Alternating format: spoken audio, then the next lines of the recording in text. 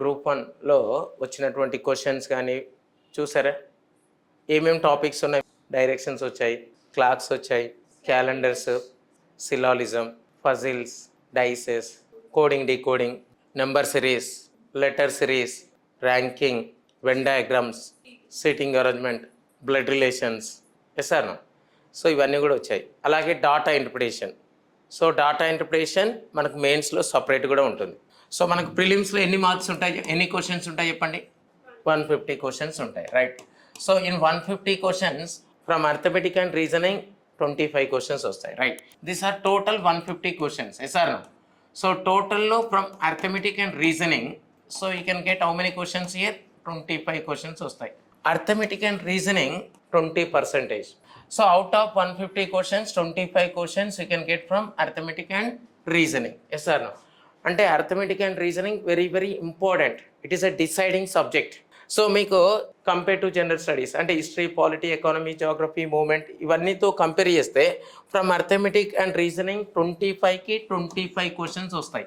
25 క్వశ్చన్స్కి 25 questions answer చేసేటువంటి subject only arithmetic and reasoning. ఇప్పుడు కాదు, ఇప్పుడైతే అన్ని సబ్జెక్టులు 100 ఇస్తున్నారు. కానీ ఒకప్పుడు ఒక 15 years బ్యాక్, ఒక 20 years బ్యాక్ 100కి 100 వచ్చే సబ్జెక్ట్ ఏంటంటే అప్పట్లో ఓన్లీ మ్యాథ్స్. ప్రిలిమ్స్లో 25 క్వశ్చన్స్కి 25 క్వశ్చన్స్ సాల్వ్ చేసే సబ్జెక్ట్ ఏంటంటే only arithmetic and reasoning subject. So very very important subject and easy subject. So it is a limited syllabus. ఎస్ఆర్ ఇప్పుడు అర్థమెటిక్ రీజనింగ్ అనేది లిమిటెడ్ సిలబస్. మీరు చెప్పినటువంటి టాపిక్స్ నెంబర్ సిరీస్ కానీ, letter series కానీ, odd man out, coding decoding, direction, sitting arrangement, blood relations, Venn diagrams, ranking, puzzles, syllogism, data interpretation, ratio, percentage అంటే limited syllabus ఉంటుంది. అదే జనరల్ స్టడీస్ అయితే ఎలా ఉంటుంది? వాస్ట్ 100 pages చదివినా కూడా 101 పేజీలో ఇస్తాడు క్వశ్చన్.